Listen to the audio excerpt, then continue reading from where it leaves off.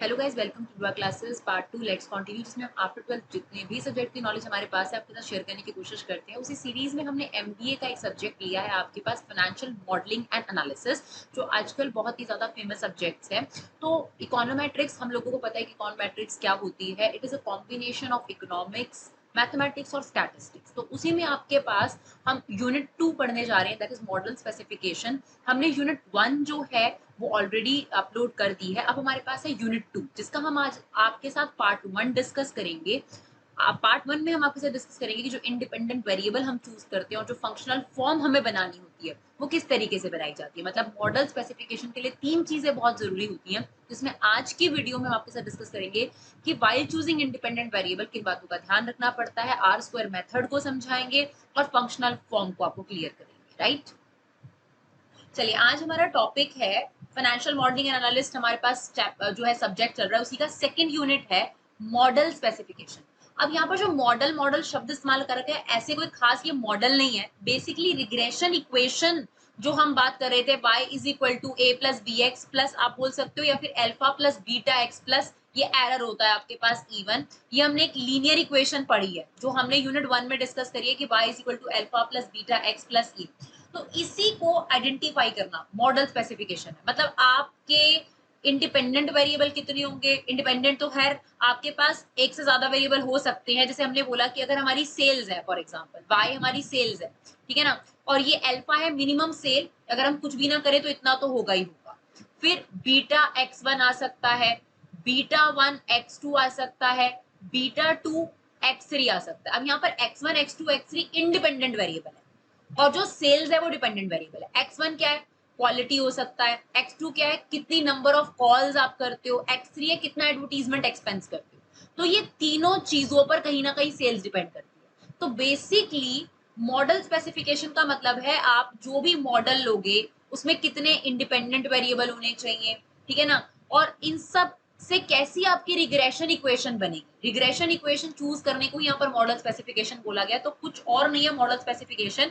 आपने linear regression equation लेनी है या हमने पढ़ा है मल्टीपल रिग्रेशन इक्वेशन लेनी है, उसी चीज को चूज करना, that is unit 2 all about. ठीक है, तो मॉडल स्पेसिफिकेशन का यहाँ मतलब है कि रिग्रेशन इक्वेशन आपकी कैसी दिखती होनी चाहिए। जैसे मैंने यहाँ पर लिया, इसमें सिर्फ सिंगल इंडिपेंडेंट वेरिएबल है, ऊपर लिया 3 आपके पास इंडिपेंडेंट वेरिएबल है, तो आपकी रिग्रेशन इक्वेशन कैसी होनी चाहिए उसी को लेकर यहाँ पर ये टॉपिक है। तो before estimating a regression model, यानी before finalising this equation, model specification should be check. मतलब आप किस पर्पस के लिए ये रिग्रेशन इक्वेशन बना रहे हो, आप क्या एस्टिमेट करना चाहते हो। अब एक एग्जांपल के तौर पे हमने इकोनॉमिक्स के अंदर एक बहुत इंपॉर्टेंट सी इक्वेशन पढ़ी थी, कंजम्पशन फंक्शन वाली। Consumption is C plus B Y. इसमें सी बार क्या होता है, ऑटोनॉमस कंजम्पशन होती है। जब इंसान नहीं भी कमाता तो भूखा तो नहीं रह सकता, कुछ मिनिमम तो खाता ही खाता है, that is autonomous consumption. B यहाँ पर होता था मार्जिनल प्रोपेंसिटी टू कंज्यूम। मतलब कि अगर आपकी इनकम बढ़ती है तो आपकी कंजम्पशन कितनी चेंज होती है, वहां पे बी होता था, और बाय यहाँ पर इनकम होता था, और सी होता था कंजम्पशन। अब यहाँ पे कंजम्पशन जो है वो डिपेंडेंट वेरिएबल है इनकम पर। जितनी लोगों की इनकम बढ़ती थी कंजम्पशन भी बढ़ती है, और इनकम कम होगी तो कंजम्पशन भी कम होगी।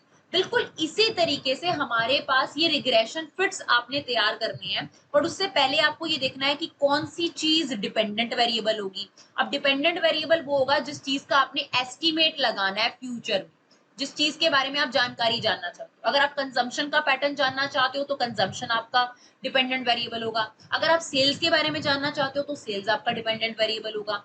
और उस सेल्स पर, सेल्स किन चीजों पर डिपेंड करेगी, उन चीजों को एनालाइज करना ही मॉडल स्पेसिफिकेशन है। तो कहता है before estimating a regression model, model specification should be check. हमें मॉडल की स्पेसिफिकेशन चेक करनी पड़ेगी कि हमें मॉडल में क्या क्या चीजें चाहिए। अगर आपने गलत स्पेसिफिकेशन ले ली, यानी गलत डिपेंडेंट वेरिएबल या गलत इंडिपेंडेंट वेरिएबल ले लिया, तो ऑब्वियस सी बात है आपका रिग्रेशन मॉडल गलत बनेगा। और अगर आपका रिग्रेशन इक्वेशन गलत बनेगी तो ऑब्वियस बात है आपकी सारा जो एस्टिमेट्स होगा वो भी गलत हो जाएगा, तो सीरियस प्रॉब्लम आ जाएगी। तो उसने पहला पॉइंट बोला है, before estimating a regression model, मतलब regression equation, model specification should be check. किस पर्पस के लिए आप ये मॉडल तैयार करो, किस पर्पस के लिए आप रिग्रेशन इक्वेशन बना रहे हो। अगर आपने जो स्पेसिफिकेशन दे रखी है, अब जैसे एक एग्जांपल के तौर पे मैंने आपको एक ऑर्डर दिया है कि आपने मेरे लिए पर्स तैयार करने हैं, आप पर्स कंपनी, और मैंने आपको स्पेसिफिकेशन दिया कि मुझे इस तरीके के ही पर्स चाहिए, तो आपको पर्स तैयार करने से पहले उन स्पेसिफिकेशन को जरूर ध्यान रखना है कि जो आपको ऑर्डर देने वाला बंदा है उसने ये स्पेसिफिकेशन आपको दी है, तो इसको तो आपने ध्यान रखकर ही पर्स बनाना है, नहीं तो आपका पूरा का पूरा ऑर्डर कैंसिल हो जाएगा, राइट। सिमिलरली जब आप रिग्रेशन इक्वेशन चूज करते हो तो किस पर्पस के लिए रिग्रेशन इक्वेशन है, उन स्पेसिफिकेशंस को देखना बहुत जरूरी है। अगर आपने स्पेसिफिकेशन एरर कर दी तो जो आपका एस्टिमेशन होगा वो ऑब्वियसली एरर वाला होगा और उस एस्टिमेशन पे रिलाय नहीं किया जा सकता, यानी आपका पर्पस डिफीट हो जाएगा, आपका पर्पस फेल हो जाएगा। तो स्पेसिफिकेशन में तीन चीजों का ध्यान रखना है आपने, यानी जब आप मॉडल चूज कर रहे हो या रिग्रेशन इक्वेशन बना रहे हो तो तीन बातों का ध्यान रखना है। सबसे पहले आपके इंडिपेंडेंट वेरिएबल कितने होंगे, कौन कौन से होंगे, उनके बारे में डिसीजन लेना। दूसरा होता है इनकी फॉर्मेशन कैसे होगी, यानी ये जो इक्वेशन बनेगी, इक्वेशन कैसे फॉर्म होनी चाहिए, फंक्शनल फॉर्म क्या होगी। तीसरा है स्टोहैटिक टर्म। स्टोहैटिक टर्म क्या है, बेसिकली स्टैटिस्टिकल टूल्स होते हैं स्टोहैटिक टर्म्स। इसमें हम कुछ स्टैटिस्टिकल टूल्स का इस्तेमाल करते हैं जिनकी मदद से हम एनालिसिस करेंगे, एस्टिमेट्स लगाएंगे। इसमें आप पढ़ोगे probability distribution, binomial distribution, Poisson distribution, जिसकी मदद से आप ये कोशिश करोगे कि जो आप एक्चुअल डेटा है और जो आप एस्टिमेट लगा रहे हो उसमें जो एरर हो वो एरर कम से कम होनी चाहिए। यानी सिंपल सी बात है, ये क्वेश्चन क्या है, मॉडल स्पेसिफिकेशन का मतलब है how to choose regression equation.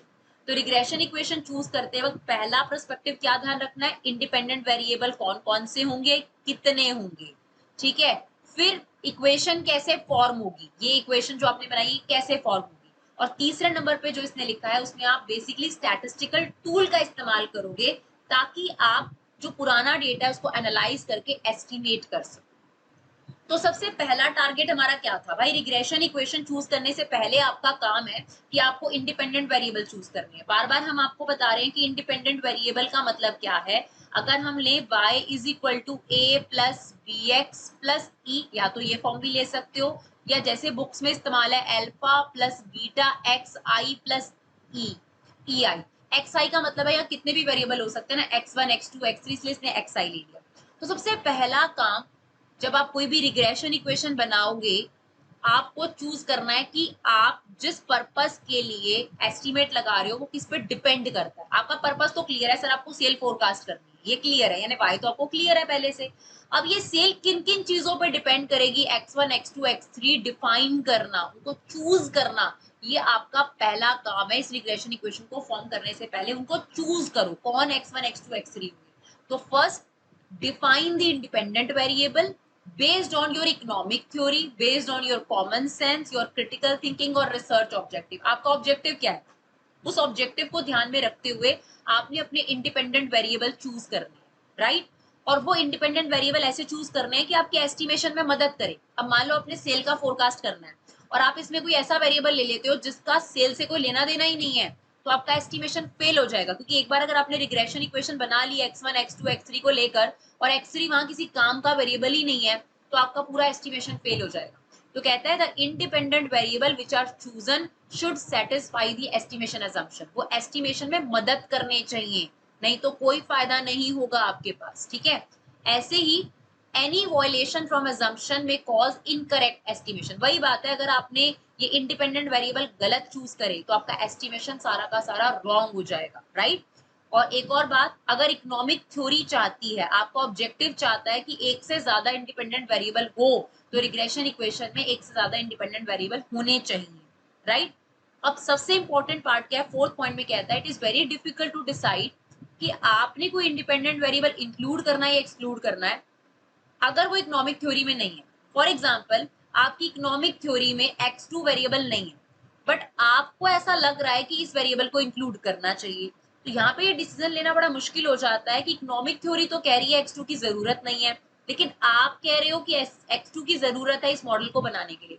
तो वहां पे डिफिकल्ट हो जाता है कि x2 को अपनी रिग्रेशन इक्वेशन में इंक्लूड किया जाए या ना किया जाए, राइट। जैसे यहाँ पर कंजम्पशन फंक्शन है, तो कंजम्पशन फंक्शन में आपने किसको एक वेरिएबल लिया है, इंडिपेंडेंट वेरिएबल, ऑब्वियसली इनकम को, जो सबसे ज्यादा इफेक्ट करता है कंजम्पशन को। अगर इनकम बढ़ेगी तभी लोग कंजम्पशन को इंक्रीज करते हैं, राइट। ये हमने इकोनॉमिक्स में भी पढ़ा है 12th की, ये कंजम्पशन फंक्शन का आपके पास ग्राफ होता है जिसमें ये ऑटोनॉमस कंजम्पशन होती है, जो जीरो इनकम पर भी आप कंज्यूम करते ही करते हो। तो जब ये फंक्शन बनाया गया था तो ये सोच समझ के बनाया गया था कि ये किस पे डिपेंड करता है, कोई और वेरिएबल हमने क्यों नहीं लिए यहाँ पर, क्योंकि अगर आप इररेलेवेंट वेरिएबल लोगे तो आपके एस्टिमेशन को रॉन्ग बना देंगे, राइट। तो सबसे पहला काम है इंडिपेंडेंट वेरिएबल को चूज करना, यानी x1 x2 x3 x4, यानी बेसिकली xi को चूज करना सबसे पहला काम है। ज्यादा जरूरी क्या है, बहुत ज्यादा भी आपके पास इंडिपेंडेंट वेरिएबल नहीं होने चाहिए, बहुत कम भी नहीं होने चाहिए, क्योंकि अगर ज्यादा होंगे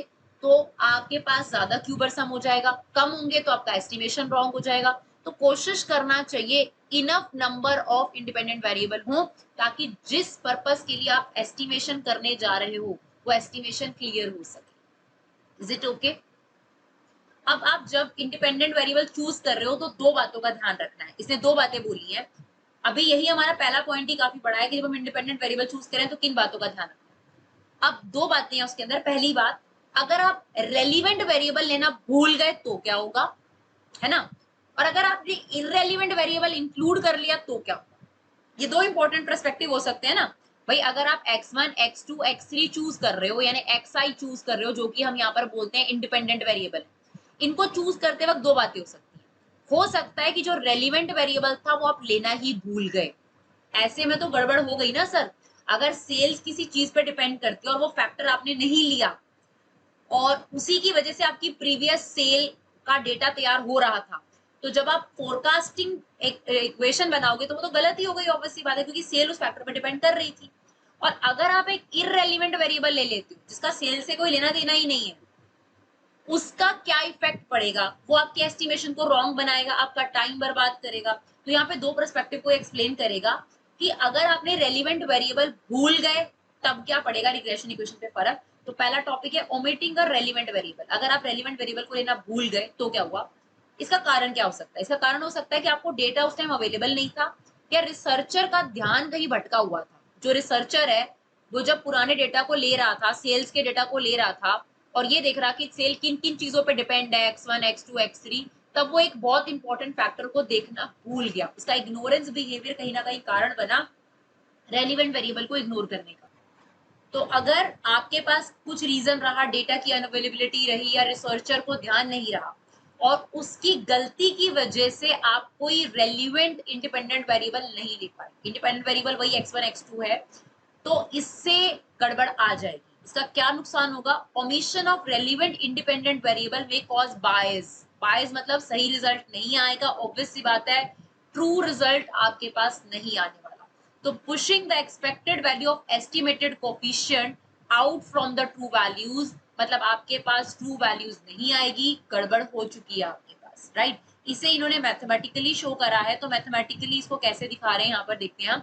एज्यूम दैट कोई इंडिपेंडेंट वेरिएबल है zi, जैसे मैंने आपको यहाँ पर x1 x2 x3 ले रखे हैं जो हमें क्लियरली आसान होते हैं समझने में, तो यहाँ पर इन्होंने zi लिखा हुआ है, एक ही बात है, कोई फर्क नहीं पड़ता।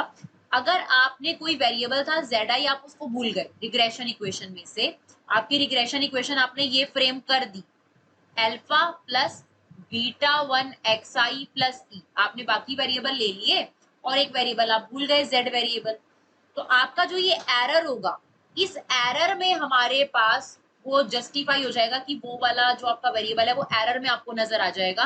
तो वो आ जाएगा beta two Z I plus E I. इसको हम थोड़ा सा एक्स फॉर्म में बताते तो आपको ज्यादा अच्छे से क्लियर होगा। जैसे मान लीजिए हमारे पास ये लीनियर रिग्रेशन इक्वेशन है, ठीक है ना, ये x1 आपके पास वेरिएबल था, अब आप x2 वेरिएबल को भूल गए, तो बेसिकली क्या करेगा, ये जो E1 एरर है इसको बना देगा E2 एरर, और ये आपके पास हो जाएगी E1 एरर प्लस CX2।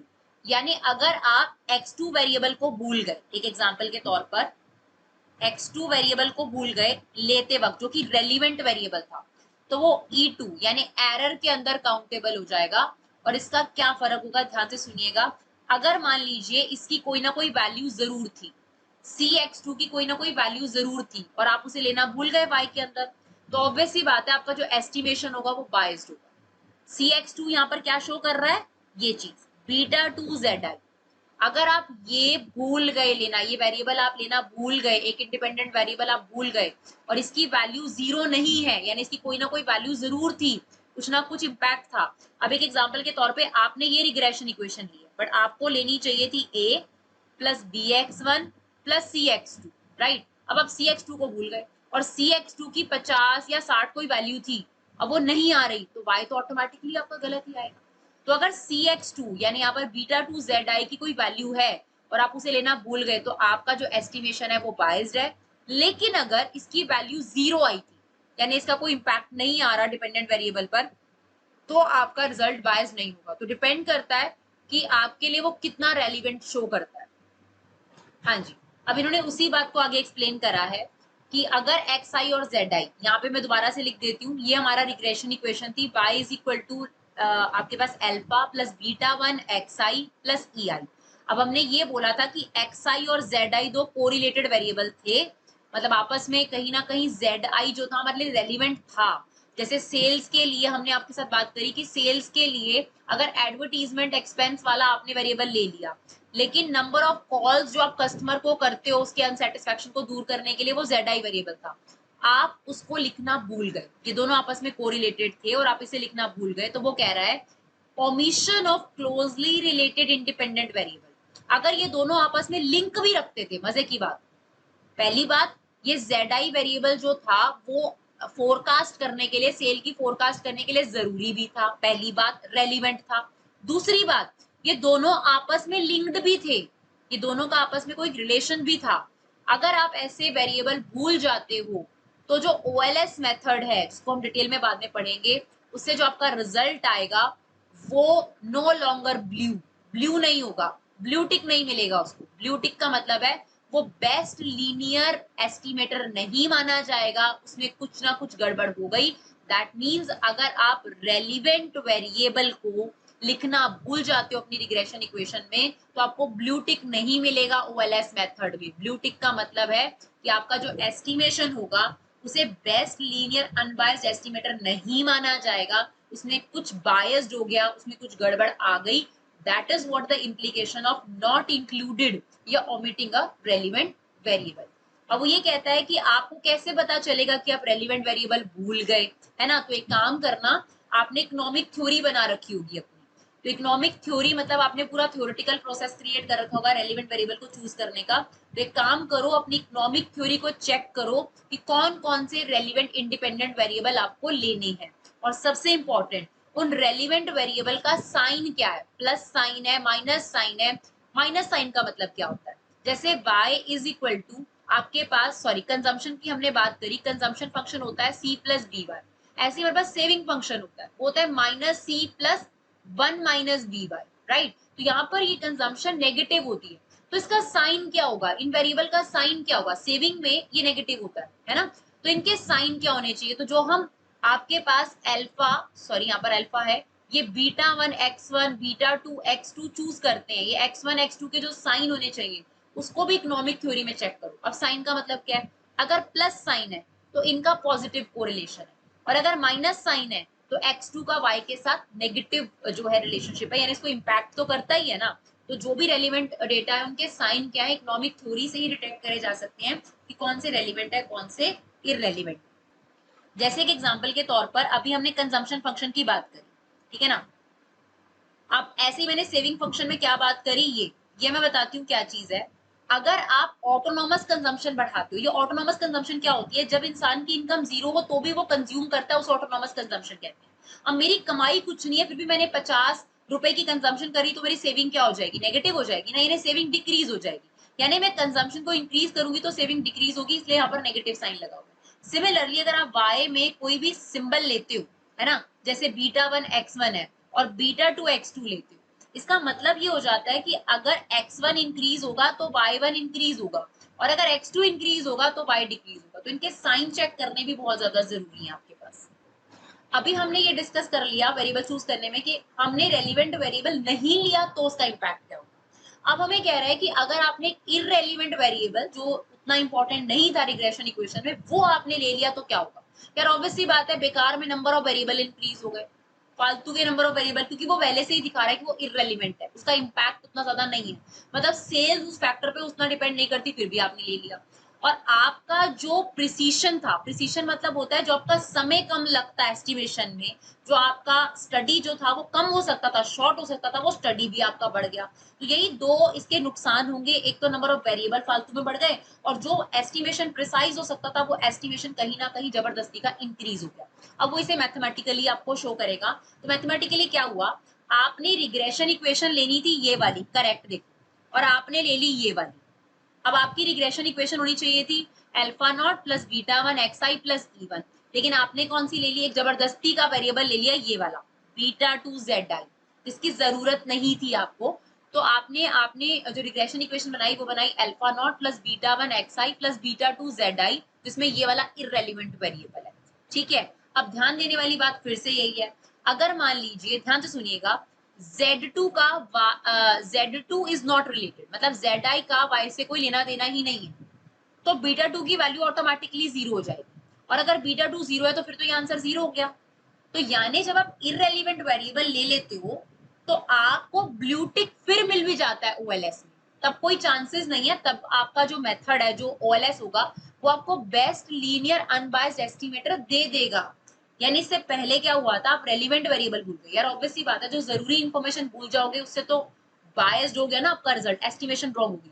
लेकिन अगर आपने इररेलेवेंट ले लिया और वो वाई से कोई खास रिलेट भी नहीं कर रहा, अगर ये कंडीशन दूसरी जुड़ गई, ध्यान से सुनना, एक तो वो इररेलेवेंट था, इररेलेवेंट का मतलब ही क्या होता है कि वो वाई को इतना इंपैक्ट नहीं कर रहा, अगर वाई को इंपैक्ट नहीं कर रहा तो बीटा टू जीरो हो गया, तो ये ऑटोमेटिकली वैल्यू जीरो हो गई। अगर ये वैल्यू जीरो हो गई तो रिग्रेशन इक्वेशन करेक्ट और रॉन्ग वाली मैच कर गई, तो आपको ब्लू टिक मिल गया। लेकिन इसका जो नेगेटिव इम्पैक्ट पड़ता है कि आपका जो इररेलेवेंट वेरिएबल है वो आपके स्टैंडर्ड एरर को बढ़ा देता है, आपके स्टैंडर्ड एरर्स को इंक्रीज कर देता है, आपका समय ज्यादा वेस्ट हो जाता है, वो एक नुकसान वाली बात है। तो कहीं ना कहीं आपको कोशिश करनी चाहिए, ना तो आपके रिग्रेशन मॉडल मतलब रिग्रेशन इक्वेशन में, ना तो आपके पास फालतू के ये जो एक्स है रेलिवेंट वेरिएबल एक्सक्लूड ना हो, ये कोशिश करो, और इररेलेवेंट वेरिएबल इंक्लूड ना हो, ये कोशिश करो। अगर आप ये ध्यान रखोगे एज अ रिसर्चर तो आपका जो मॉडल तैयार होगा, आपकी जो रिग्रेशन इक्वेशन तैयार होगी वो बेस्ट होगी, और ओएलएस मेथड आपको एक बेस्ट लीनियर अनबायस्ड एस्टिमेटर देगा जो आपके फ्यूचर एस्टिमेट्स को कहीं ना कहीं बहुत बेस्ट रिजल्ट देगा, राइट? हाँ जी, अब वो कह रहा है कि आप करेक्ट वेरिएबल कैसे चूज कर सकते हो। तो सबसे पहले वो आपको यही बोलेगा कि अपनी इकोनॉमिक थ्योरी जो आपकी है उसको पहले अच्छे से पढ़ो, ठीक है ना, तो इकोनॉमिक थ्योरी को फॉलो करो। दूसरा वो कहता है कि उनके साइन करेक्ट होने चाहिए, क्योंकि अगर आपके करेक्ट साइन नहीं होंगे, वेरिएबल आपने ले लिया लेकिन आपने उनका साइन गलत ले लिया तो भी गलत हो जाएगा। इसमें सबसे इंपॉर्टेंट मेथड जो इस्तेमाल होता है वो है R square method. R square को हम बोलते हैं कोफिशिएंट ऑफ डिटर्मिनेशन मेथड।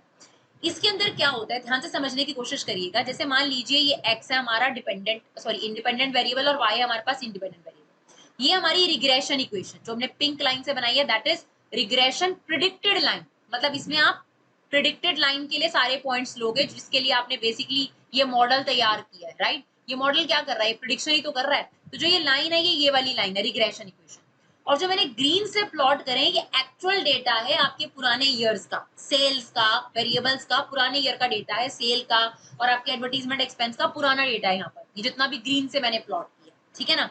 अब आर स्क्वायर मेथड चेक करता है कि आपने जो वेरिएबल लिए वो ठीक है या नहीं। कैसे?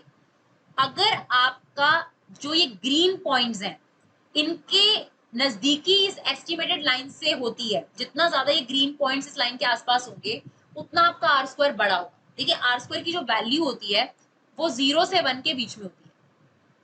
अब अगर आर स्क्वायर की वैल्यू 0.3 है तो इसका मतलब ये है कि ये है आपकी एस्टिमेटेड लाइन, यानी जो आपकी रिग्रेशन लाइन है, और आपका जो एक्चुअल पॉइंट्स हैं वो दूर दूर है, यानी आपने जो वेरिएबल चूज करे वो ठीक चूज नहीं करे, आर स्क्वायर आपको बता देगा।